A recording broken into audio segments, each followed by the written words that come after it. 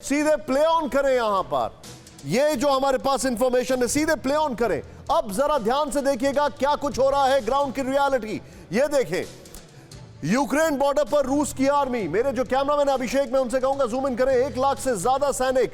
ये देखें Belarus, Ukraine, रूस, खार्किव, डोनेस्क, लुगांस्क, मोल्दोव, क्रीमिया, रूसी आर्मी की ये पोजीशंस हैं जो रेड स्पॉट्स में आपको दिखाई दे रही हैं। ये रूसी आर्मी की पोजीशंस है। नेक्स्ट चेंज करें किस तरीके से यूक्रेन को घेरा हुआ है, आप ये देखें जरा ध्यान से। नेक्स्ट ये जो यहां पर इंटरेस्टिंग है, मैं चाहूंगा अगर ये ब्लिंक हो रहा है तो उसको ब्लिंक करें। मोल्दोव, क्रीमिया, डोनेस्क, लुगांस्क, खार्किव, रूस ने किस तरीके से वॉर एक्सरसाइज यहां पर चल रही है इन इलाके में। छोटा सा इलाका है, इसको किस तरीके से तीनों साइड से घेरा हुआ है और वहां पर वॉर एक्सरसाइज कर रहे हैं, अपनी ताकत दिखा रहे हैं। इतना ही नहीं, ये एक वॉर एक्सरसाइज यहां पर भी चल रही है क्रीमिया में, एक एंड और दूसरा and. Let's not forget one more thing जो मैं आपको कुछ ही क्षणों में दिखाने जा रहा हूं, वो ये है कि रूसी मिसाइल्स की रेंज जो है वो पूरे यूक्रेन को कवर करती है।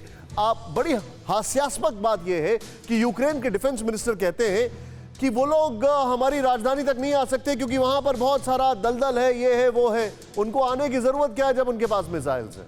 What is he talking about. Change करें इसको यहां पर बड़ा तेजी से। हमारे पास एक और इंफॉर्मेशन है, अब ध्यान से देखें आप किस तरीके से ब्लैक सी में रूसी फ्लीट्स हैं। आप इसको अंदाजा लगाएं, उनकी एयरफोर्स, उनकी आर्मी, ये जो ब्लिंकिंग स्पॉट्स हैं। अब ये और ये एक दिन का बिल्डअप नहीं है। और येलो जो कलर है वो रूसी फ्लीट का है। नीचे आपको दिखाई दे रहा है येलो कलर, जहां पर ये हम आपको दिखा रहे हैं। ये देखें आप, ये बिल्डअप एक दिन का नहीं है, ये प्रोलॉन्ग्ड बिल्डअप है, प्रोलॉन्ग्ड, काफी लंबा। नेक्स्ट चेंज करें इसको यहां पर। एक दिन में रूसी आर्मी इस तरीके से मूवमेंट नहीं कर रही है। अब यहां पर जो नोट करने वाली बात है, तैनात किए हैं S-400 एयर डिफेंस सिस्टम और यहां पर इनकी रेंज जो है वो 400 किलोमीटर तक है। S-400। अब इसको यहां पर समझना है, रूस को जबरदस्त एयर डिफेंस मिलता है। 400 किलोमीटर की रेंज में दुश्मन पर सटीक वार कर सकता है। 400 किलोमीटर पूरा यूक्रेन उसमें कवर हो जाएगा, ऐसी जानकारी है। कुछ विशेषज्ञ ऐसे कहते हैं जहां पर इनकी प्लेसमेंट हुई है उससे अगर देखा जाए तो। एक और चीज, बेलारूस, रूस, यूक्रेन, ये किस तरीके से जहां पर इनकी पोजीशनिंग है S-400 की और किस किस एरिया को वो कवर करता है। चेंज करें उसको यहां पर S-400 रूस के पूरे यूक्रेन से बेलारूस तक नजर है। रूस ब्लैक सी तक S-400 से हमला करता है। और let's not forget, zoom in करें अभिषेक इस ब्लॉक को यहां से। S-400 वर्ल्ड का बेस्ट एयर डिफेंस सिस्टम है, without any doubt, without any doubt. Change करें इसको यहां पर, जो हमारे पास इंफॉर्मेशन है वो अब यहां पर देखें आप ध्यान से, किस तरीके से नेटो फोर्सेस जो पोजीशनिंग है। और मैं चाहूंगा राहुल बाद में हम नेटो की फोर्सेस और रूस की फोर्सेस ये दोनों ग्राफिक्स ज्यादा दिखाएं और जो उनके टैंक्स के विजुअल्स हैं जब डिस्कशन हम करेंगे। ये देखिए लातविया, लिथुनिया और यहां पर यूक्रेन और बल्ग, ये पोलैंड में अभी आपको मैं खबर दिखाने वाला हूं किस तरीके से अमेरिकन फोर्सेस आ गई हैं। मोल्डोवा, रोमार, बल्ग। मैं चाहूंगा ये दोनों ग्राफिक्स ऑल्टरनेटिवली दिखाएं और विजुअल्स के साथ मैं सीधे चलूंगा। मेरे साथ एम्बेसडर पिनाक सर मौजूद हैं। Pinak sir, thank you very much for joining us today. Sir मैं एक स्टेटमेंट आपको बता रहा हूं और वो स्टेटमेंट से मुझे डर लग रहा है।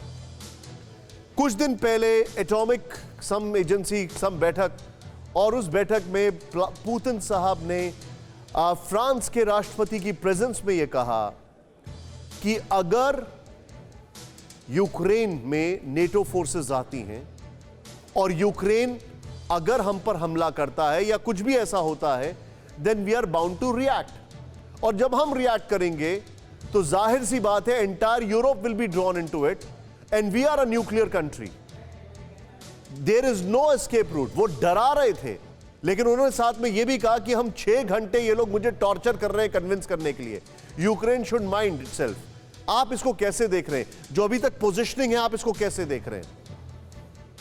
देखिए, धमकियां और पलटा धमकियां तो चल ही रहा है काफी दिन से अब, और उसमें मिलिट्री फोर्सेस भी, मतलब अब चारों तरफ से यूक्रेन की तरफ को घेर रखा है बेसिकली रशियन।